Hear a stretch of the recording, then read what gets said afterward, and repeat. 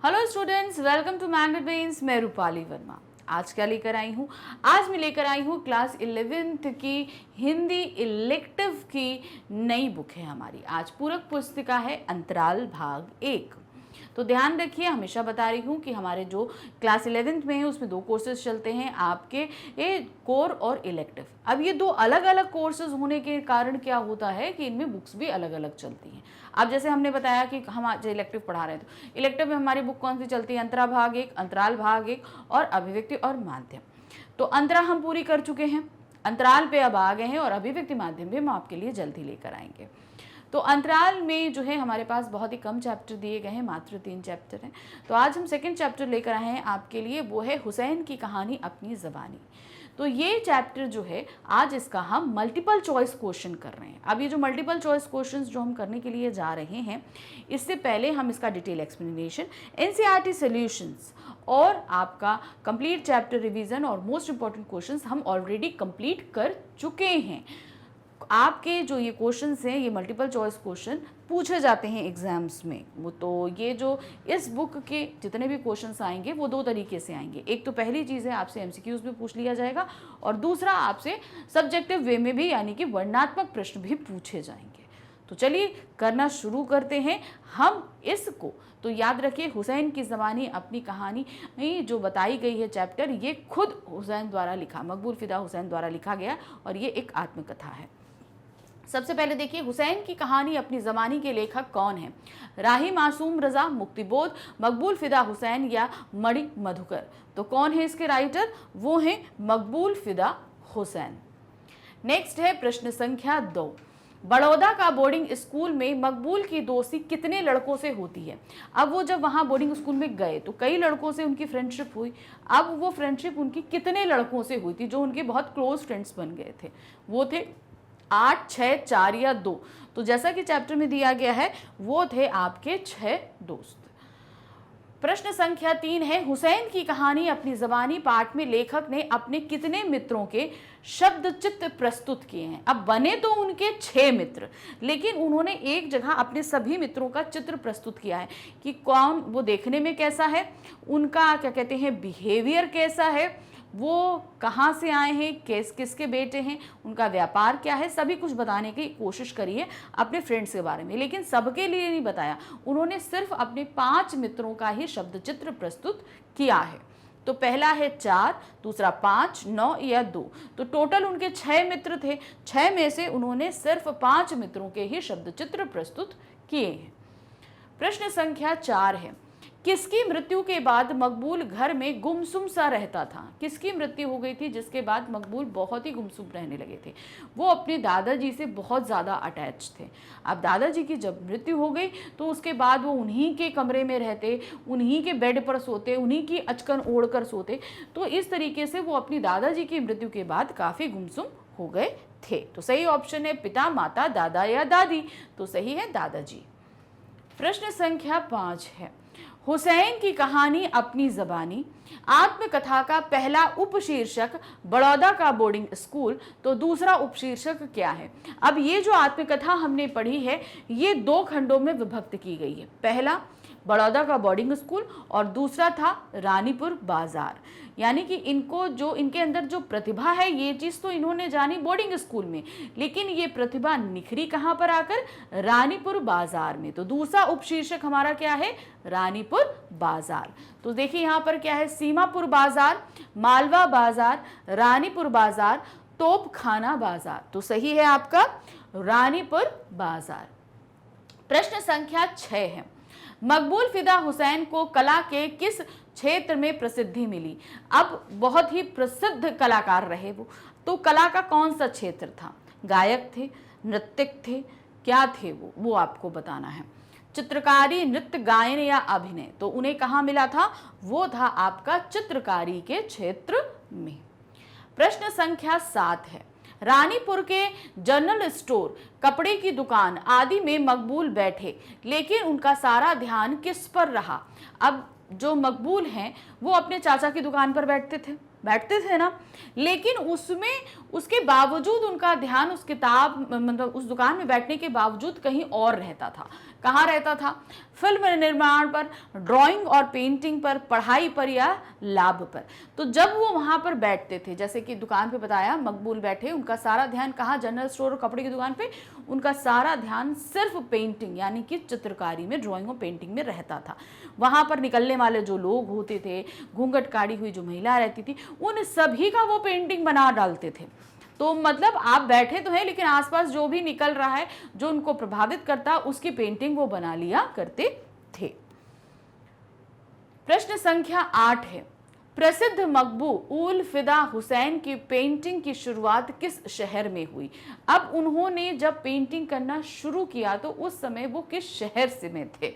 कलकत्ता, लखनऊ, इंदौर या पटना? तो उस समय जो थे वो थे इंदौर में। प्रश्न संख्या 9 है, मकबूल फिदा हुसैन एक प्रसिद्ध थे, क्या प्रसिद्ध थे?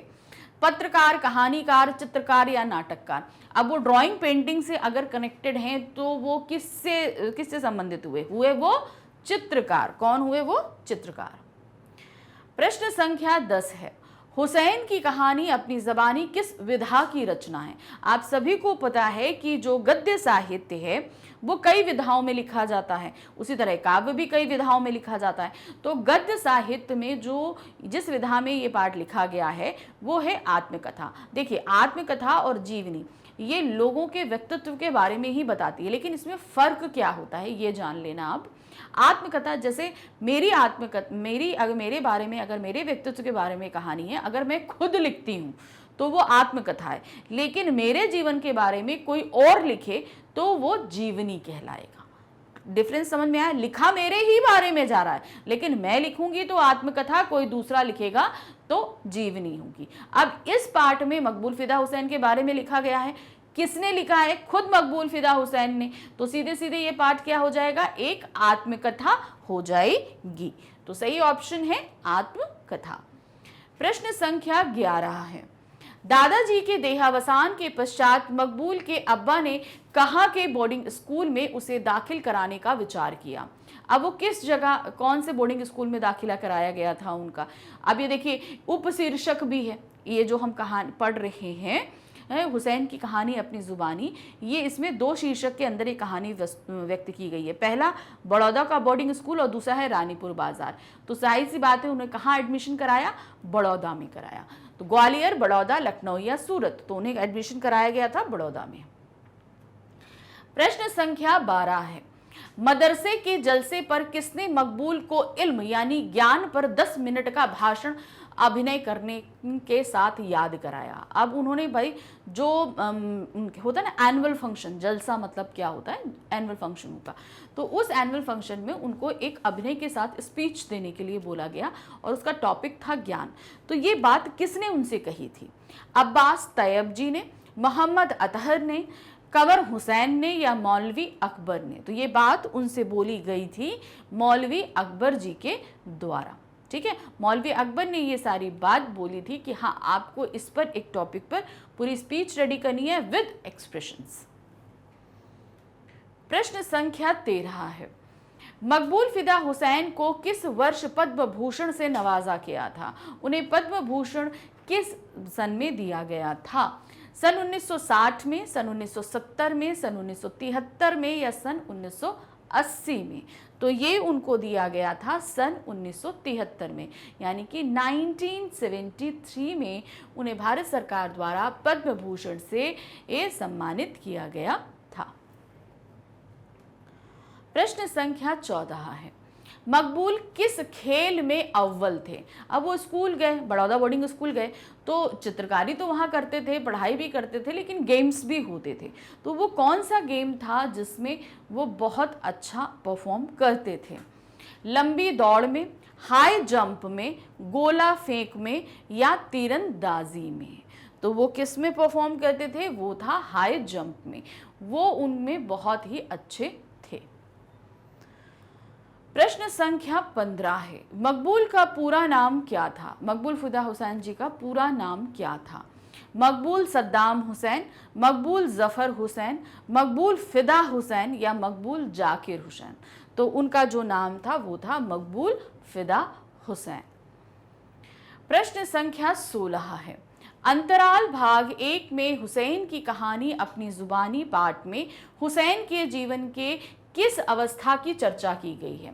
अब ये अगर पूरा पाठ हम देखें, हुसैन की कहानी अपनी जुबानी, तो उनके किस अवस्था का वर्णन किया गया है। जैसे बचपन होता है, युवावस्था होती है, तो प्रौढ़ावस्था होती है, वृद्धावस्था होती है, तो किस अवस्था के बारे में बात करी गई है। उनके बचपन की बात की गई, जब उनके दादा ख़त्म हुए तो उसके बाद उनको वहाँ पर एडमिट मतलब बोर्डिंग स्कूल भेज दिया गया। फिर वहाँ से निकले तो किस तरीके से रानीपुर बाज़ार में उन्होंने पेंटिंग वगैरह सब कुछ सीखी, तो वो उनकी युवावस्था का दौर था। तो इस तरीके से उनके बचपन और युवावस्था दोनों के बारे में ही बात की गई है। तो सही क्या है, बचपन और युवा, युवा और बुढ़ापा, बचपन और बुढ़ापा या सिर्फ बुढ़ापा। तो सही ऑप्शन हमारा क्या है, बचपन और युवावस्था। नेक्स्ट है प्रश्न संख्या 17। आधुनिक भारतीय चित्रकला के प्रमुख स्तंभ मकबूल फिदा हुसैन को 1973 में किस सम्मान से अलंकृत किया गया।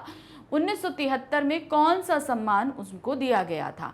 भारत रत्न, पद्मश्री, पद्म भूषण, सलाका सम्मान। तो सही कहा था, उनको मिला है पद्म भूषण। प्रश्न संख्या 18 है। मकबूल के ड्राइंग मास्टर का क्या नाम था। अब वो ड्राइंग मास्टर जिन्होंने बोर्ड पे चिड़िया बनाई थी और उस चिड़िया को एज इट इज स्लेट पे मकबूल ने उतार दिया था, तो वो जो ड्राइंग टीचर थे उनका क्या नाम था। मोहम्मद अतहर, मोहम्मद इकबाल, मोहम्मद मंसूर, अब्बास अली। तो उनका नाम क्या था, उनका नाम था मोहम्मद अतहर। तो ध्यान रखिए, कई लोगों के नाम इसमें मेंशन हैं, तो उन लोगों के नाम हैं, कुछ सन हैं, कुछ डेट्स दी हुई हैं, उन सभी को आपको याद रखना पड़ेगा। और अगर आपको याद नहीं रहता है तो सिंपल एक पेज लीजिए, ऊपर चैप्टर का नाम लिखिए और जो जो इम्पॉर्टेंट व्यक्तियों के नेम हैं और उनके सन हैं उन्हें उस पेज में मेंशन कर दीजिए, ताकि आपको उसे याद रखने में आसानी रहेगी। प्रश्न संख्या 19 है। मकबूल को किस चीज़ का शौक था, उसे क्या चीज़ बहुत अच्छी लगती थी। अभी तो हमने देखा कि वो किस खेल में अच्छे थे, हाई जंप में। अब उन्हें क्या चीज़ सबसे अच्छी लगती थी। खाने और गाना, ड्राइंग और पेंटिंग, खेलने और नाचने या कैरम खेलने। तो उन्हें जो सबसे अच्छा लगता था वो था ड्राइंग और पेंटिंग। मतलब सिर्फ उनको फ्री वक्त मिलता नहीं कि वो इसी कार्य में लग जाया करते थे। तो इससे कहते हैं ना, जो चीज़ हमें अच्छी लगती है उसमें हम ज़्यादा समय एक्सपेंड करना चाहते हैं। तो वही चीज़ हुई कि वो उस पर ज़्यादा समय देना चाहते थे। प्रश्न संख्या 20 है। मकबूल ने ऑयल कलर की ट्यूबें खरीदने के लिए अपनी कौन सी किताबें बेच दी थी। अब उन्होंने जब एक पोस्टर, जब वो दुकान में बैठे हुए थे तो उन्होंने एक गाड़ी देखी, उस पर एक फिल्म का पोस्टर लगा हुआ था। उस फिल्म के पोस्टर था वो ऑयल कलर, ऑयल पेंटिंग से बना हुआ। उसको देखा तो इन्हें भी एक विचार आया कि मैं भी क्यों नहीं ऑयल कलर से बनाता हूँ। अब चूंकि उस समय ऑयल कलर बड़े महंगे होते थे, इनके पास पैसे नहीं थे, तो अब अगर उन्हें लगा कि हम चाचा से मांगेंगे तो वो तो पहले ही हमारे इस ड्राइंग को पसंद नहीं करते, पिताजी से मांगना नहीं, तो उन्होंने क्या किया, उन्होंने अपनी 2 किताबों को बेच दिया और फिर उससे जो पैसे आए उससे उन्होंने ऑयल कलर खरीदे और फिर पेंटिंग बनाई और वो पेंटिंग अपने पिताजी को दिखाई।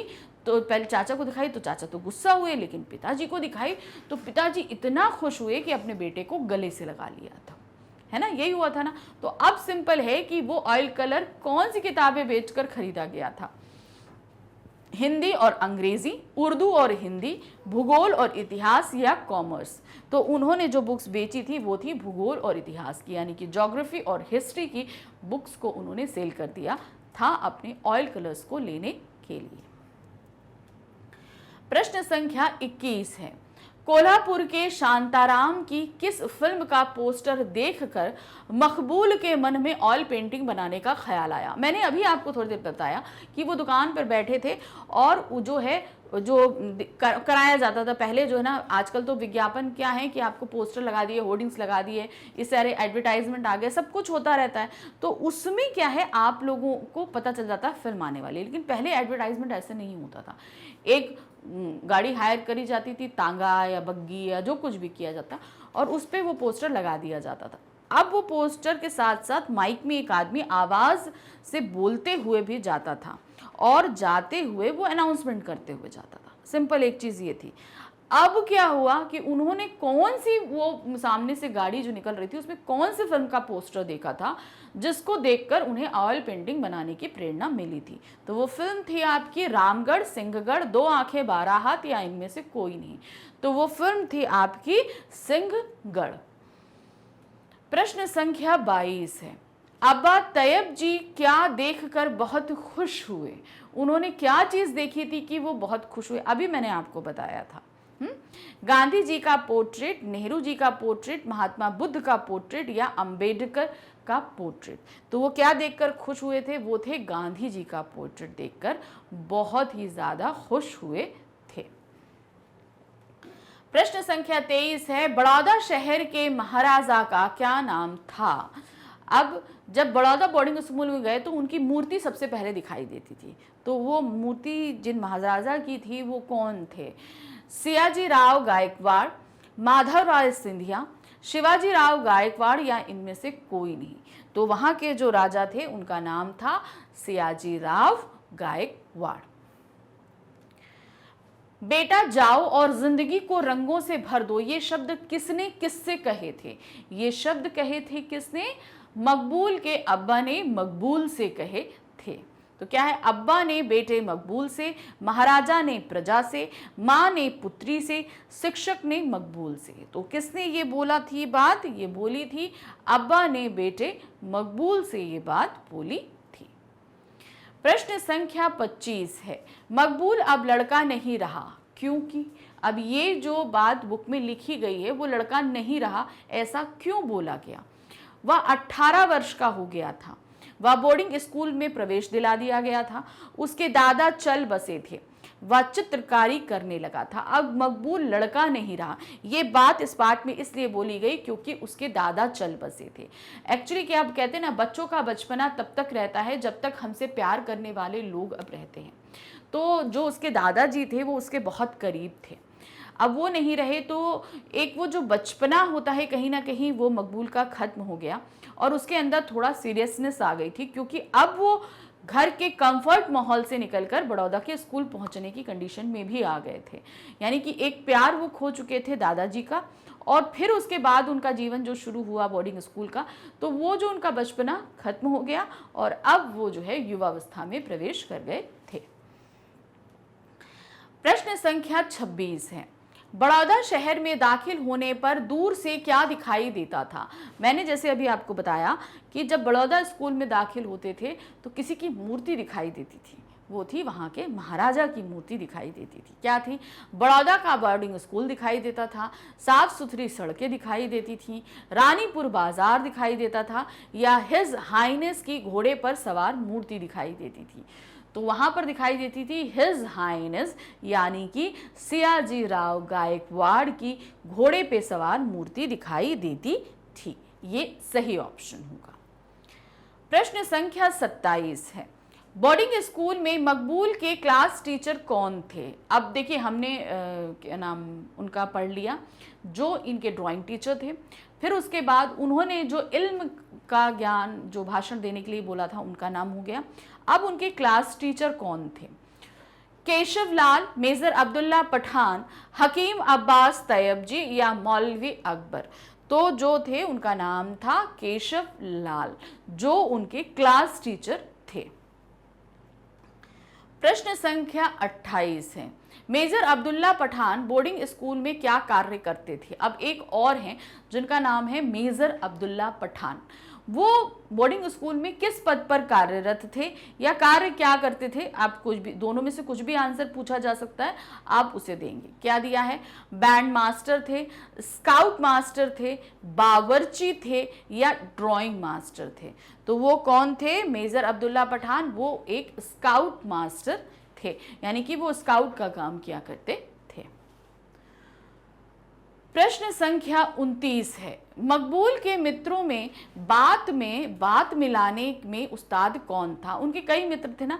बात में अब इसका मतलब क्या होता है मैं आपको समझा दूं। जैसे हम कोई बात कर रहे हैं, हम लोग जैसे दो लोग हम बात कर रहे हैं आपस में, आप और हम बात कर रहे हैं, इसी में एक तीसरा व्यक्ति आएगा, ठीक है, जैसे उनके मित्र आए। अब हम लोग किसी भी टॉपिक पे बात करें, उस टॉपिक में वो कोई ना कोई अपना इंसिडेंस जोड़कर अपने हिसाब से बताने लगे, यानी कि बाद में वो बात को मिला देते और अपनी तरफ से उस बात का रुख मोड़ लिया करते थे। तो ये काम कौन उनके दोस्त किया करते थे? अरशद, अब्बास अहमद, हामिद कंवर हुसैन या अब्बास अली फिदा। तो ये किसके द्वारा करते थे? कौन थे उनके दोस्त का नाम? उनके दोस्त का नाम था हामिद कंवर हुसैन, जो बात में बात मिला लेने में बहुत ही हुनरमंद थे। प्रश्न संख्या 30 है, निम्न में से अब्बास अली फिदा की विशेषता थी। अब अब्बास अली, उन्हीं के एक दोस्त थे अब्बास अली फिदा, उनकी क्या विशेषता थी? स्वभाव से बिजनेसमैन थे, गाने और खाने के शौकीन थे, खुश मिजाज थे या वक्त का पाबंद था। तो जो उनके फ्रेंड है, उन्होंने अपने 5 फ्रेंडों का जो है वो शब्द चित्र हमारे सामने खींचा है। तो सबकी क्वालिटीज़ निकाल के रखी हैं, वो देखने में कैसा लगता है, शारीरिक रूप से कैसा है, उसके अपनी जो एक अलग पहचान है वो है, कहाँ से वो बिलोंग करते हैं, ये सभी कुछ बताने का प्रयास किया है। तो यहाँ पर जो अब्बास अली फिदा के बारे में उन्होंने बताया है, उनके हिसाब से जो उनके अंदर विशेषता थी वो थे वक्त के पाबंद, यानी कि एकदम एक्यूरेट टाइम पे पहुँचना करना, ये उनकी खासियत थी।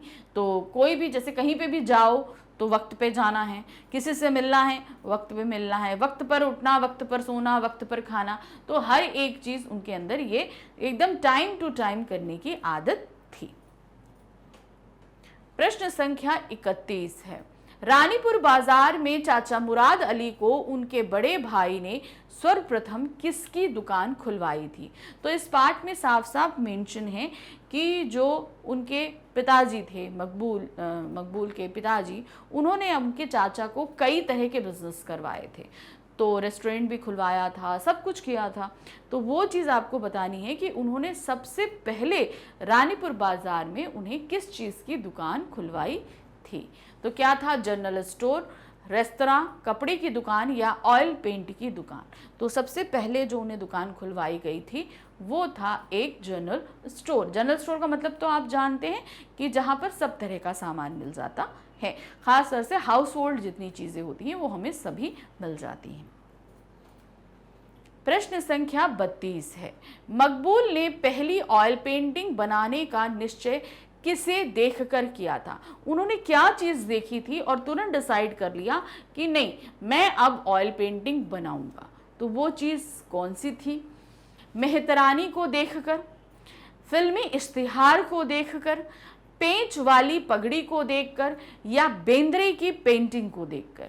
तो उन्होंने जो चीज़ देखी थी वो क्या था? ऑयल पेंटिंग बनाने का ख्याल उनको क्या देखकर आया था?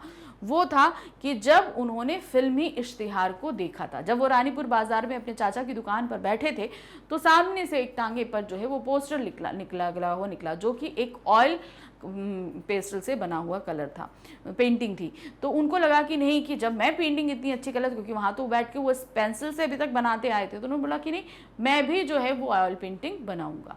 वो निश्चय किया और उन्होंने उसी के बाद जो है ऑयल पेंटिंग बनाई थी, जिसे देखकर उनके पिताजी बहुत खुश हुए थे। प्रश्न संख्या 33 है, मकबूल ने अपनी पाठ्य पुस्तकें क्यों बेच दी थी? अब क्या कारण था कि उन्होंने अपनी पुस्तकें बेची थी? तो ये तो अभी पहले भी आ गया कि उन्होंने अपनी कौन सी 2 पुस्तकें बेची थी। क्यों बेची थी? क्योंकि जब उन्होंने वो ऑयल कलर वाला पोस्टर देखा तो उनके मन में आया कि मैं बनाऊंगा। अब चूंकि वो किसी से कह नहीं सकते थे कि भाई मुझे ऑयल कलर चाहिए, क्योंकि वो एक व्यापारी खानदान से थे, तो यहाँ पर व्यापार को ज़्यादा तवज्जो दी जाती थी, ना कि इस तरह की कलाकारी को। तो पिताजी से कहने की हिम्मत नहीं थी और चाचा इस चीज़ को ज़्यादा पसंद नहीं करते थे, इसलिए वो उनसे पैसे नहीं मांग सकते थे। तो उन्होंने क्या किया, अपनी 2 किताबें ज्योग्राफी और हिस्ट्री की बेचकर ऑयल कलर खरीदे थे। तो क्या है, मकबूल ने अपनी पाठ्य पुस्तकें क्यों बेच डाली? वह पढ़ना नहीं चाहता था, उसे किताबों से प्रेम नहीं था, वह उन्हें बेचकर ऑयल ट्यूब खरीदना चाहता था या उपर्युक्त में से कोई नहीं। तो इसका सही कारण क्या था? क्यों? क्योंकि वो किताबों को बेचकर ऑयल ट्यूब्स कलर खरीदना चाहता था। क्यों? क्योंकि उनके पास वो ऑयल कलर नहीं थे। अब उनको पोस्टर देख के पेंटिंग बनाने का सूझा था, तो अब ऑयल कलर तो लेने हैं। अब आजकल क्या है ना, इतने सस्ते, पहले बहुत महंगे आते थे और हर जगह नहीं मिलते थे, तो इसलिए उसको खरीदना भी आसान नहीं हुआ करता था। अब आजकल जैसे आप लोगों को आसानी से पैसे मिल जाते हैं, पहले बच्चों को इतनी आसानी से पैसे भी नहीं मिला करते थे, तो इसलिए इन ऑयल कलर्स को खरीदना इतना आसान नहीं हुआ करता था। प्रश्न संख्या 34 है, बेंद्रे साहब की मकबूल के पिता से मुलाकात का क्या परिणाम हुआ? अब क्या हुआ कि हमारे जो मकबूल हैं उनकी मुलाकात बेंद्रे साहब से हुई। अब बेंद्रे साहब जो है वो लैंडस्केप्स बनाने वगैरह में बड़े माहिर थे, तो इंदौर के बाज़ार में उनसे मुलाकात हुई, सराफा बाज़ार में। तो वहाँ पर जब मुलाकात हुई तो पिताजी से भी मिलवाया मकबूल ने। तो अब जब उस मुलाकात से पिताजी को क्या प्रभाव पड़ा, उन्होंने क्या किया, आपको ये बताना है। मकबूल के पिता क्रोधित हो गए, बेंद्रे साहब से मिलके वो बहुत गुस्सा हो गए थे। उन्होंने मकबूल की चित्रकारी बंद करा दी। फिर उसके बाद जब बेंद्रे साहब से मिले तो ये हुआ कि भाई चित्रकारी फालतू की चीज़ है, उन्होंने उसको बंद करा दिया। नेक्स्ट उन्होंने मकबूल को दुकान खुलवा दी कि ठीक है चित्रकारी बंद करो और दुकान खोलो और चुपचाप बैठ जाओ। नेक्स्ट क्या था, उन्होंने मकबूल के लिए ऑयल ट्यूब व कैनवस मंगवाने का आदेश दिया। अब ये जैसे आजकल हम लोग को दुकान में आसानी से अवेलेबल है, ये सारी चीज़ें इन्होंने बॉम्बे से मंगवाई थी। तो सही ऑप्शन हमारा क्या है? लास्ट वाला। बेंद्रे साहब की मकबूल के पिता से मुलाकात का यह परिणाम हुआ कि पिताजी ने मकबूल के लिए ऑयल ट्यूब और कैनवस मंगाने का आदेश दिया, जो कि उन्होंने बॉम्बे से मंगवाया था। क्योंकि इंदौर में सारी चीज़ें नहीं अवेलेबल थी, तो उन्होंने वो बॉम्बे से मंगवाने का आदेश दिया था। प्रश्न संख्या 35 है, मकबूल के पिता के अनुसार मकबूल बड़ौदा के बोर्डिंग स्कूल में क्या क्या सीख सकता था? अब क्या हुआ, बेटा घर पर था, दादा की मृत्यु से बहुत ही ज़्यादा दुखित था, और वो जिस तरीके से वो अपने दादा के कमरे में रहता, उनके बेड पर सोता, उनकी अचकन को ओढ़ के सोता, सब कुछ वो उन्हीं के साथ कर रहा था। तो उनके पिता को अब थोड़ा सा डर सताने लगा था कि शायद अब बेटा कहीं ऐसा ना हो डिप्रेशन में चला जाए। तो उन्होंने ये डिसाइड किया कि इसको हम इस माहौल से अलग भेजेंगे। तो उसको भेजने के लिए उसे बड़ौदा बोर्डिंग स्कूल डिसाइड किया उन्होंने। अब बड़ौदा बोर्डिंग स्कूल की क्या खासियत थी जिस वजह से उन्होंने उसे पसंद किया? तो इसमें क्वेश्चन इस तरीके से अभी आ सकता है कि बड़ौदा बोर्डिंग स्कूल की क्या विशेषताएं थी जिसके कारण मकबूल के पिता ने मकबूल का दाखिला वहां पर करवाया।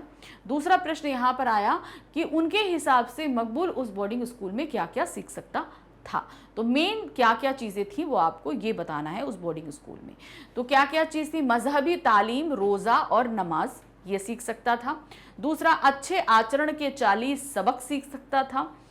पाकीज़गी या पवित्रता के 12 तरीके सीख सकता था, या उपरोक्त सभी। तो जो पार्ट में मेंशन है वो एज इट इज यही शब्द है, तो यानी कि हम यहाँ क्या लिखेंगे? उपरोक्त सारी ही चीजें सीख सकता था। तो यहाँ हम क्या देंगे? उपरोक्त सभी। प्रश्न संख्या 36 है, बड़ौदा के बोर्डिंग स्कूल में लड़कों की वेशभूषा क्या थी? अब वहाँ पर जो लड़के थे जो पढ़ते थे वहाँ किस तरीके का पहनावा पहनते थे? भाई मोस्टली क्या होता है कि अगर हम किसी स्कूल में हैं तो स्कूल यूनिफॉर्म में या समथिंग कोई यूनिफॉर्म डिसाइड होती है। तो जब बोर्डिंग स्कूल में गए तो कि वहाँ पर क्या चीज़ें डिसाइडेड थी? मुंडे सिरों पर गांधी टोपी, यानी कि वहाँ पर सबके सिर मुंडा दिए जाते थे और गांधी टोपी पहनाई जाती थी। गांधी टोपी तो आप लोग जानते हैं, गांधी जी जैसे पहनते थे उस तरीके की टोपी। दूसरा था खादी का कुर्ता पैजामा पहनाया जाता था। उपरोक्त दोनों चीज़ें होती थी, या विलायती परिधान यानी कि पैंट शर्ट पहनाया जाता था। तो सही क्या था कि जो वहाँ के प्रिंसिपल थे वो बहुत ही ज़्यादा गांधी जी से प्रभावित थे, तो उसी तरह का पहनावा ये बोर्डिंग स्कूल में रखते थे, यानी कि मुंडे सिरों पर गांधी टोपी रहती थी और खादी का कुर्ता पैजामा रहता था। तो यहाँ पर क्या चीज़ रहेगी? उपरोक्त दोनों ही रहेगा। प्रश्न संख्या 37 है, सन 1933 में प्रमुख चित्रकार बेंद्रे साहब ने कैनवस पर एक बड़ी पेंटिंग बनाई जिस पर बंबई आर्ट सोसाइटी ने उन्हें पुरस्कार स्वरूप क्या प्रदान किया? तो ध्यान रखिएगा, अब ये क्वेश्चन ऐसा है कि इसमें एक नहीं 4 क्वेश्चन बन सकते हैं। पहला तो क्वेश्चन आपके सामने है, ठीक है। दूसरा, किसने कैनवस पे पेंटिंग बनाई कि उसे बम्बई आर्ट सोसाइटी द्वारा पुरस्कार किया गया? तो उसका आंसर क्या है? बेंद्रे साहब ने। अब बेंद्रे साहब ने किस सन में कैनवस पे पेंटिंग बनाई कि उन्हें बम्बई आर्ट सोसाइटी ने जो है चांदी का मेडल दिया? तो वो सन हो गया 1933। अब नेक्स्ट आएगा 1933 में चित्रकार बेंद्रे साहब ने कैनवस पर बड़ी पेंटिंग बनाई, उन्हें किसके द्वारा पुरस्कृत किया गया? तो क्या हो जाएगा? Bombay art society. तो आपने देखा ना, एक ही से कितने सारे प्रश्न बने। तो इसीलिए बोल रही हूं कि हर लाइन को आपको बहुत ध्यान से पढ़ना है। तो यहाँ पर इसका क्या रहेगा? सोने का मेडल, चांदी का मेडल, तांबे का मेडल या धनराशि? तो उन्हें क्या दिया था? उन्हें दिया था चांदी का मेडल। प्रश्न संख्या 38 है, मकबूल फिदा हुसैन का जन्म कब हुआ? अब उनका जन्म कब हुआ था? 17 सितंबर 1920 में, 17 सितंबर 1915 में, 17 सितंबर 1914 में, 17 सितंबर 1912 में। तो अब मकबूल फिदा हुसैन जी का जन्म हुआ था 17 सितंबर 1915 में। प्रश्न संख्या 39 है, मकबूल फिदा हुसैन की मृत्यु किस प्रकार हुई? अर्थात उनका देहावसान किस कारण से हुआ था, ये बताना है। गंभीर बीमारी से ग्रसित होने के कारण, हृदयाघात यानी कि हार्ट अटैक द्वारा, एक सड़क दुर्घटना में, या उपरोक्त में से कोई नहीं? तो सही इसमें जो ऑप्शन है वो है हृदयाघात, अर्थात हार्ट अटैक से उनकी मृत्यु हुई थी। प्रश्न संख्या 40 है, मकबूल फिदा हुसैन की मृत्यु कब हुई? अब कब हुई उनकी मृत्यु? 9 जून 2000, 9 जून 2013, 9 जून 2011, 9 जून 2012। तो देखिए 9 जून सब में दिया गया है, बस आपको सही सन बताना है। तो वो ऑप्शन है आपका 9 जून 2011 को उनकी मृत्यु हुई थी।